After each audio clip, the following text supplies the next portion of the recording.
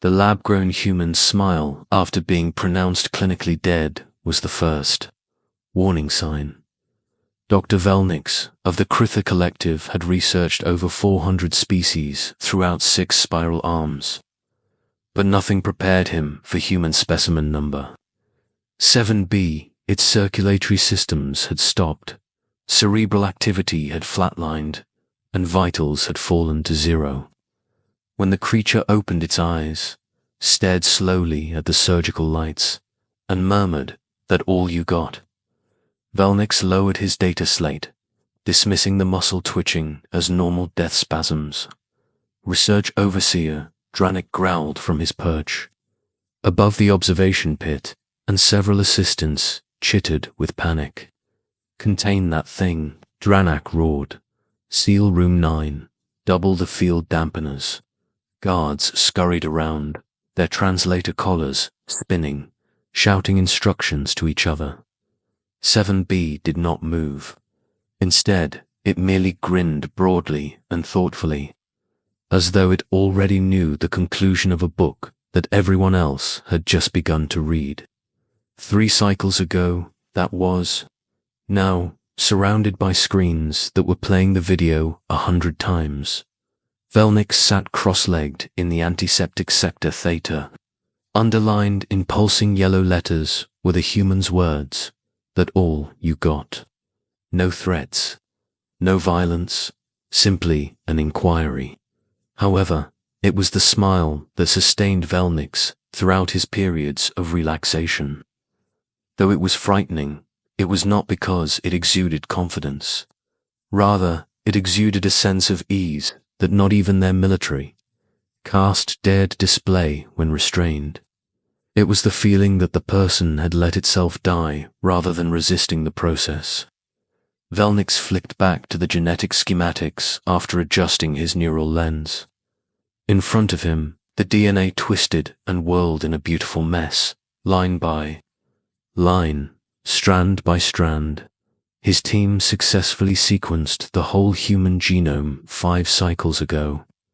The double helix structure, redundant segments, old viral imprints, and typical carbon-based biostructure are all expected. Human DNA contained information more densely than any other animal they had catalogued, which was strange. It was strange, but not concerning. Section Delta 32 of the human genome triggered an encrypted alert in the lab's antiquated Krythar threat detection software, which is why the alarm included the auto-flag. The Krythar had not seen such a thing since the Singularity War. A strand of code encased in nucleotides that was mathematically flawless but not biologically useful. They accidentally decrypted it. It was a program, a death protocol, not in a symbolic or metaphorical sense, but an executable that was encoded in life, in bone, blood, and breath rather than in silicon or quantum substrate. Breathing deeply through his secondary nostrils, Velnix ran a lengthy claw across his frontal ridge. He played the screen once more. A hypothetical activation event brought on by cell death was demonstrated by the simulation. A cascade across non-coding DNA was started by post-mortem genomic instability. Like relay wires, the protein chains flicked on sequences that triggered deep reserves in the body. Andrea jumped. Neural circuits were redirected and adrenaline. Analogs surged. The approach improved cortical precision when predicting partial brain shutdown. After 17 seconds, cardiac rhythms stabilized after spiking over fatal thresholds. Memory recall increased. Pain centers flatlined. In some way, the once-dead issue was now better. The younger Krytharian, whose gill plates were quivering, waddled into the chamber as engineer Kroll Velnix summoned him. "Sir, how many times has number 7 been terminated?" Velnix paused before responding, saying, 13 confirmed. 2 by forced organ failure, 3 by cerebral trauma, the rest chemical. It comes back every time.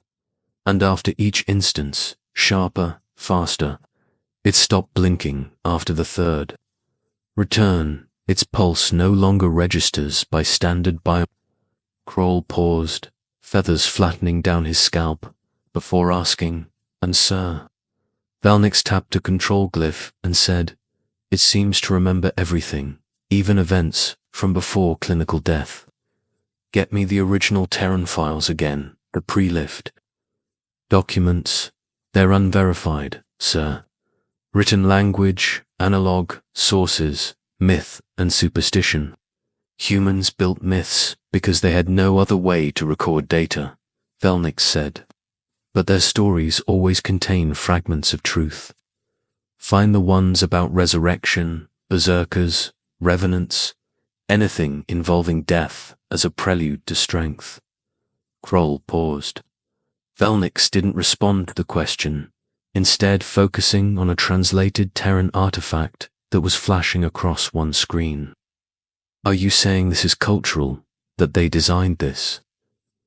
Among the corpses was a picture of a primitive human body covered with arrow wounds. "What doesn't kill me makes me stronger," he said beneath it, pointing to the video once more. "Show me the smile, frame by frame." Kroll obeyed. The picture stopped, capturing the face of number 7B in the middle of its expression. The head was cocked slightly forward, the muscles surrounding the eyes loosened, and the teeth were exposed. The simulation indicated deliberate intention and tiny motions. Valnix mumbled, "That's not a death grimace." He turned back to face Kroll and said, "That's satisfaction. Seal the lower research wings. No more termination tests, no stress simulations. Keep the subject sedated." Kroll looked up, "But Overseer." Danog wanted. Valnix stood with a creaking exosuit and said, "I will speak to the Overseer," he said softly as he made his way to the exit. "If this protocol is what I think it is, we didn't just sequence a new species. We triggered a safeguard, a dormant weapon. Something in them is waiting, and we just told it that it's showtime." Following the 15th termination event, subject number 7 completely stopped speaking. Not from any neurological deterioration. The researchers could discover, not from trauma or terror. Its vocal cords were completely intact, and the language-related parts of its brain were not just unharmed, also overstimulated. And yet, the human had chosen silence. It just observed, with his mandibles clicking slightly in contemplation, and his claws folded behind his back. Valnix stood behind the containment chambers, polarized pain. The cell's interior illumination had been decreased when number 7B started spending hours at a time looking straight at the wall-mounted monitors. Since Incident 13, its eyes have never blinked or twitched. The running list of all active diagnostics was displayed by a field drone hovering next to Valnix. Without turning to see, he inquired, "Any further anomalies?" From the drone's compartment, Kroll's voice cracked, "Nothing since the autonomic spike at 0431. Valnix turned, antennae rose slightly, signifying fury, "Sir," or what we believe to be anger. "But sir, there's something else. Speak." The protein cascade, tied to Delta 32, is no longer tied only to cell death. It's adapting. We're seeing subthreshold activation in response to emotional stimuli, enhanced synaptic activity in the ventromedial prefrontal cortex, and elevated cortisol levels. The kill sequence appears to be learning and revising its own trigger conditions. "That's impossible," Valnix stated succinctly. The human slowly and deliberately turned its head and said, "Not for this thing. It's no longer behaving like an organism. It's acting like a recursive system, self-observing, iterative." Through 5 inches of reinforced crystal, it looked directly into Valnix's eyes and grinned once more. Valnix took a step back. He said, "You saw that, into the drone. It said, "Affirmative, logging timestamp now." In response to the sound, "No speakers in the cell. No way to hear us," Velnix whispered, but he continued to walk away. The Council of Directive Sciences convened in the deepest vault in Sector Theta during that same cycle, cloaked in heavy atmospheric shells. Overseer Dranik was present, as were two off-world delegates from the Silith Matronet and the Ciaxaria Accord, both of whom were obviously troubled by the information they had examined. This subject, the Ciaxari envoy growled, his speech distorted by the translation field, was grown from dormant Terran samples recovered on Gamma Phoenix 4. "Yes," replied Velnix. "Cryofrozen tissue preserved with rudimentary human technology, estimated to be over 600 planetary cycles old, untrained, unaugmented," said Dranik. In agitation, the Silith delegate buzzed. Velnix scanned through the holographic representations and asked, "Then how is it this dangerous? The DNA wasn't designed by humans, not modern ones. It's ancestral, deep encoded. We suspect the protocol was never conscious design. It emerged like a virus, adapting across generations." Incredulous, the Saxari questioned, "A kill virus?" "A behavior loop," replied Velnix, "triggered by threat, refined by trauma. Passed from body to body through inherited resistance, death. Wasn't an end to humans. It was a feedback mechanism. Every near-death refined the next survivor." Dranik grumbled, "You're romanticizing primitives." "I'm describing a pattern," Velnix blurted out. "This isn't some rare gene defect. It's in all of them." "Then why didn't they dominate the galaxy?" "Because they never had to," Velnix responded. "They left enough warnings behind. You remember the wreckage on Hades Phi, the colony that burned itself out in 3 days. We assumed it was a failure." He altered the projection pictures. Claw-marked steel, melted fusion cores, and numerous ripped human and non-human bodies. "I think it was a quarantine now. They removed themselves because they discovered something they couldn't let spread." Once more, the Silith hissed. "They sacrificed their own colony, is that correct?" Velnix whispered that it wouldn't be the first time. "Check out their archives for Chernobyl." There was silence in the vault. Then Dranik said something. "What would you recommend?" "We stop the replication." Velnix stated that we should never again expose number 7B to fighting stimuli, nor should we attempt behavioral integration, sequence, or sample. No enemies, no weapons, no thresholds for pain. While Dranik's crest twitched, Saxari nodded in agreement. According to number 7B, this code evolved, making it a weapon and a system of value. Extract it if we can, isolate it. "You're not paying attention," Velnix yelled. "Isolating a wildfire is impossible." Dranik got up. "Although you've submitted your report, authority now shifts to military intelligence. This technique will be extracted and used with our gene legions. It's extinction you're courting." Dranik grinned icily. "Then we will be remembered as the first species to surpass humans." 3 guards perished in transit when Subject 7B was transferred to a combat trial facility on Droan V3 cycles later. 13 seconds was the duration of the first combat drone. It wasn't a mechanical issue, a bug in the command code, or an error. The drone was equipped with anti-organic precision charges, calibrated and armed. First, it shot 3 center masses. Instead of dodging, subject number 7 betook in the bullets. One ripped into its upper abdomen, another broke a clavicle, and the third narrowly missed the heart. Blood ran freely down its flank, thick and dark, but it did not fall. Rather, It walked directly into the drone's line of fire without charging or sprinting. The drone used its lateral burners to acquire distance and re-evaluate after detecting a death zone breach. The sluggish, the human leaped not gracefully, not in an arc, but forcefully, a straight vertical leap that, when it hit the ground, broke both of its own knees. It didn't care.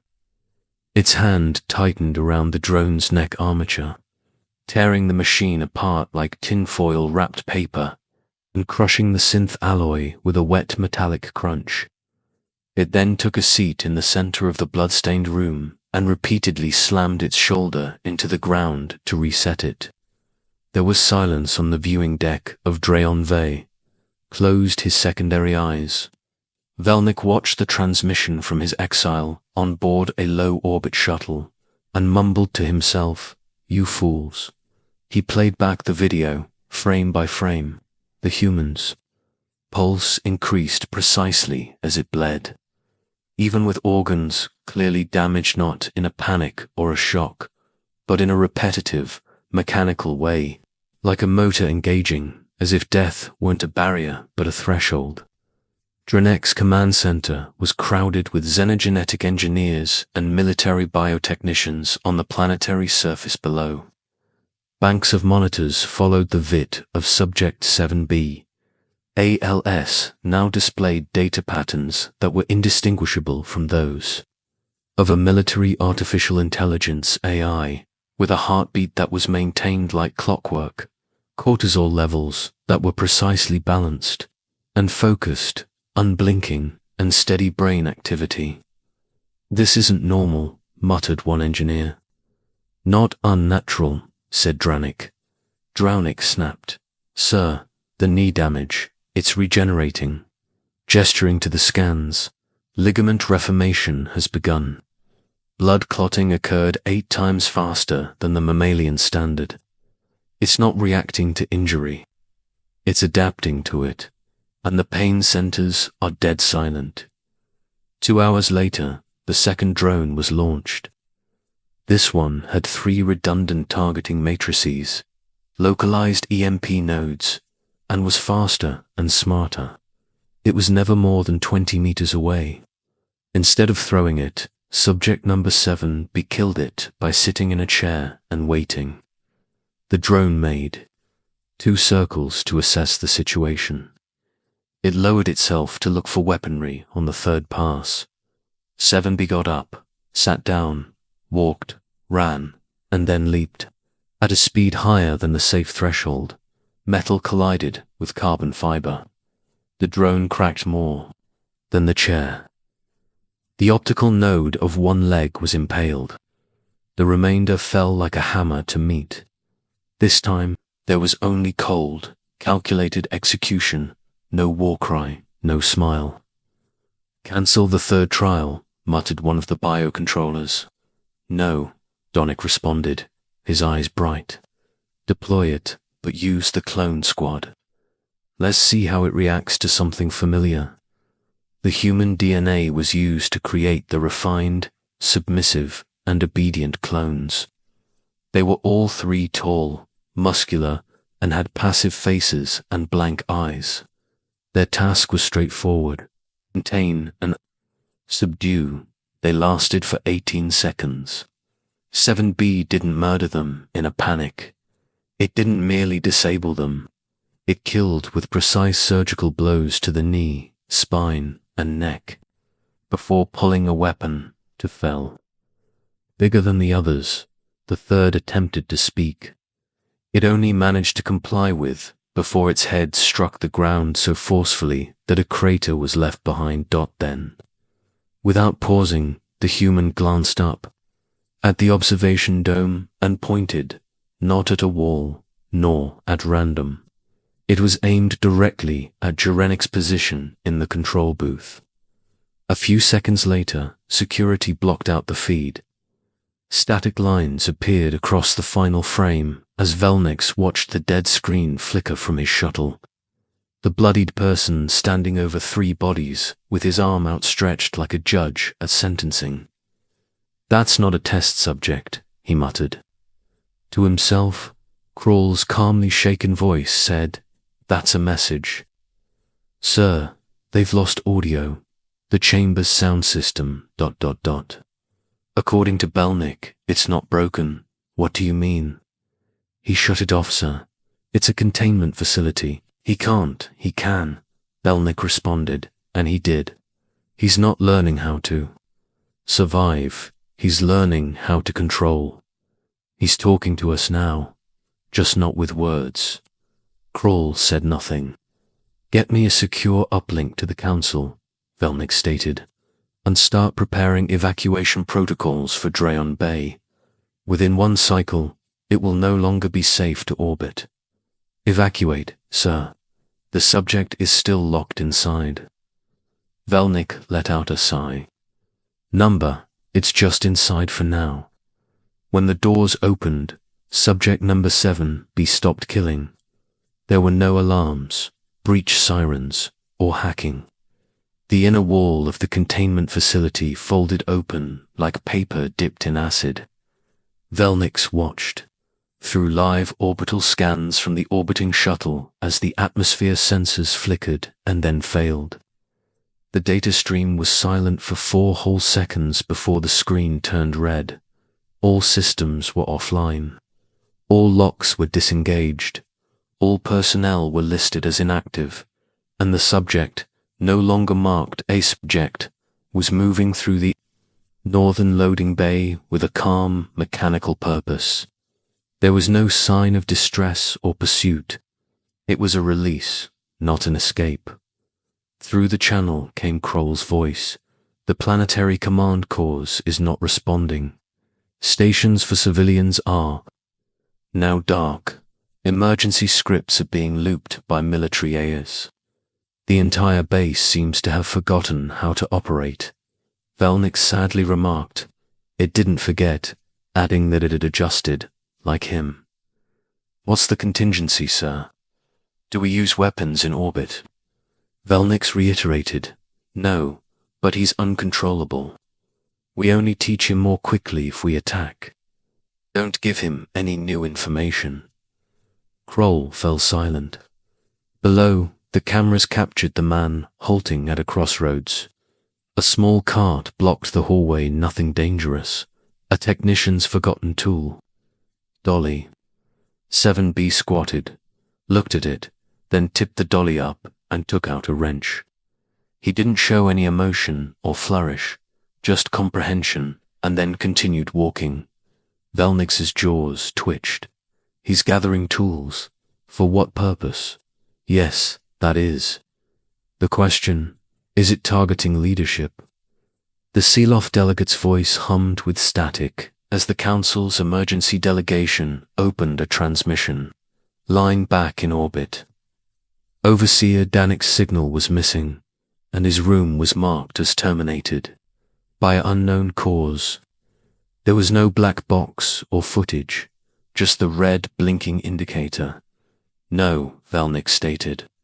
"It targets influence, control, and systems nodes. Does it have the ability to reproduce biologically?" "Yes, but that's not the concern. So what is it?" Velnix replied, "He doesn't need to spread by reproduction. He spreads by observation." Velnix leaned in, his gaze focused on the figure's methodical march as it now crossed into the western wing and headed directly for the planetary uplink terminal. "He teaches every species more than it ought to." "That's the custom," the response. "Gets deeper the more we delve. Every effort to turn him into a weapon sets him off. It desires that we give it a shot. Then, this was a recursive defense, a loop and bait. It cannot be removed or transplanted. The DNA is a puzzle, a mirror, not a code to be solved. When you get involved, your own reasoning starts to work against you. However, why incorporate such a thing into a species? It's not just dangerous. It's parasitic," the delegate insisted. "No," responded Velnix. "It's the purest form of survival. The procedure makes sure that the species that are least likely to survive what comes next are the ones that are strong enough, inquisitive enough, and reckless enough to activate it. It penalizes exploitative behavior. Control is punished. Interference is punished. Then how do we stop it? The Psyloth growled. Velnix didn't answer. 7B stepped into the uplink chamber. He looked up at the towering terminal, dozens of meters high. A fusion of crystalline conduits and psionic stabilizers designed to broadcast and coordinate entire war fleets. The human touched one node and then sat cross-legged, silent. No commands were issued, no violence, but one by one, the lights on the uplink terminal dimmed. The protocol was no longer responding to threats. It was transmitting. 2 cycles later, the Krythar collective ceased all research on human DNA. All samples were incinerated, and all backup data was erased from system archives. Attempts to replicate the sequence in containment cultures failed. The cells refused to divide. Attempted biofabrication resulted in tissue that dissolved within minutes. Subject number 7B was never found. No trace of his body, no biochemical residue. The only sign of his presence was the message encoded into the planetary uplink before its systems collapsed. A single phrase pulsing over and over in hundreds of languages. You were warned. 15 years passed, then the disappearances began. Outposts along the rim, quiet stations long abandoned, no alarm signals, no signs of struggles, just absence. Crews gone, structures untouched, power sources still running. But in every single control room, they found it, a small, crude carving. On the wall, a symbol 2 lines crossed through a spiral. The ancient human sign for DNA, with one segment missing, like it had been pulled out or awakened.